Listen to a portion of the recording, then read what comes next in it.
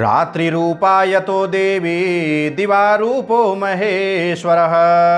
रात्रिव्रतमिदं देवी सर्व पाप प्रणाशनम। प्रेम से बोलिए जय माता रानी की। आदरणीय दर्शकों, मैं आलोक तिवारी आपका अपने इस चैनल पर स्वागत करता हूं और आज की इस वीडियो के माध्यम से हम आपके सामने शक्ति की आराधना का पर्व नवरात्रि के बारे में कुछ महत्वपूर्ण जानकारी लेकर के प्रस्तुत हुए हैं। आदरणीय दर्शकों, आप सभी को ज्ञात है कि नवरात्रि का पर्व कितना पावन होता है।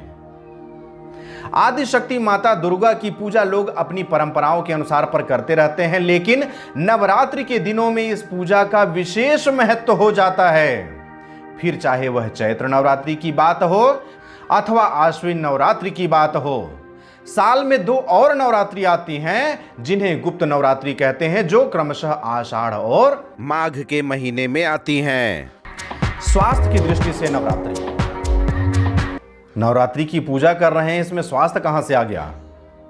आयुर्वेद में कहा गया है कि बदलते मौसम में स्वास्थ्य बिगड़ने की अधिक संभावना होती है, इसलिए इस समय वमन, विवेचन आदि पंचकर्म करने का विधान है। इससे शरीर शुद्ध हो जाता है और रोग होने की संभावना भी नहीं रह जाती है। असाध भेषजय है व्याधि पथ्यादेव निवर्तते, अर्थात व्रती भाव से फल फूल खाकर नियम तथा संयम पूर्वक रहने से दवा के द्वारा ठीक नहीं हो सकने वाले रोग भी पथ्य भोजन अर्थात व्रत करने से ठीक हो जाते हैं। ऐसे में दुर्गा जी की आराधना की जाए तो तन और मन दोनों ही शुद्ध हो जाते हैं। देवी भागवत में इसी बात को बताते हुए व्यास जी ने जन्मेजय जी से कहा है कि शरद और बसंत ये दोनों ऋतुएं यम दंष्ट्र अर्थात यमराज के दांत की तरह भयंकर मानी गई हैं। इन ऋतुओं में प्राणियों के कई रोग उत्पन्न हो जाते हैं, अतः चैत्र और आश्विन माह में यत्नपूर्वक दुर्गार्चन अवश्य करना चाहिए। इससे भगवती समस्त प्राणियों की रक्षा करती हैं।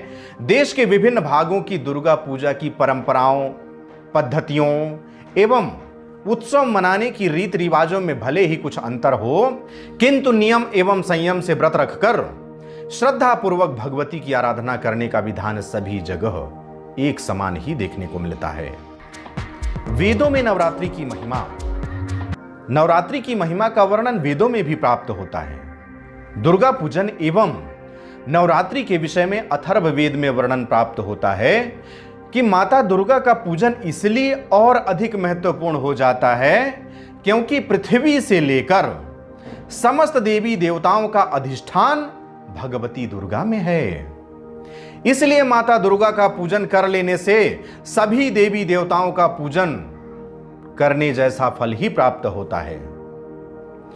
दुर्गा सप्तशती के दूसरे अध्याय में वर्णन प्राप्त होता है कि सभी देवताओं के तेज से ही भगवती का प्रादुर्भाव हुआ है। भगवती दुर्गा सभी देवों के तेज पुंज से प्रकट हुई हैं। उनके ही 9 रूप माने गए हैं। वे 9 रूप कौन कौन से हैं? शैलपुत्री, ब्रह्मचारिणी, चंद्रघंटा, कुष्मांडा, स्कंद माता, कात्यायनी, कालरात्रि, महागौरी और सिद्धिदात्री। नवरात्रि के दिनों में क्रमशः माता के इन्हीं 9 रूपों की पूजा होती है। कुछ लोग 9 स्वरूपों की पूजा नवरात्रि के 9 दिनों में क्रमशः एक एक दिन आगे बढ़ते हुए शैलपुत्री से प्रारंभ करके एक एक देवियों का पूजन क्रम से करते जाते हैं। कुछ लोग प्रतिदिन सभी 9 स्वरूपों की पूजा करते हैं। जिस भी विधि से आप पूजन करें, माता को बस पूजित करें, श्रद्धा और भक्ति से उनके सामने नमन करें। शास्त्रों में रात्रिकाल की देवी पूजा का विशेष फल माना गया है क्योंकि देवी रात्रि स्वरूपा है, जबकि शिव को दिन स्वरूप माना गया है। रात्रि रूपायतो देवी दिवारूपो महेश्वरः। रात्रि व्रतमिदं देवी सर्व पाप प्रणाशनम।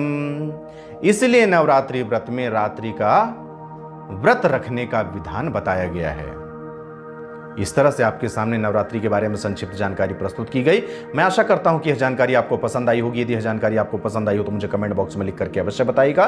साथ ही साथ इस वीडियो को अधिक से अधिक लोगों तक शेयर कीजिए, जिससे कि इस जानकारी से सभी लोग अवगत हो सकें। अब मुझे आगे दीजिए, मिलते हैं अगले किसी नवीन ज्ञानवर्धक वीडियो के साथ। तब तक के लिए जय हिंद, जय भारत, बम बम भोलेनाथ की जय, माता रानी की जय, जय गुरुदेव।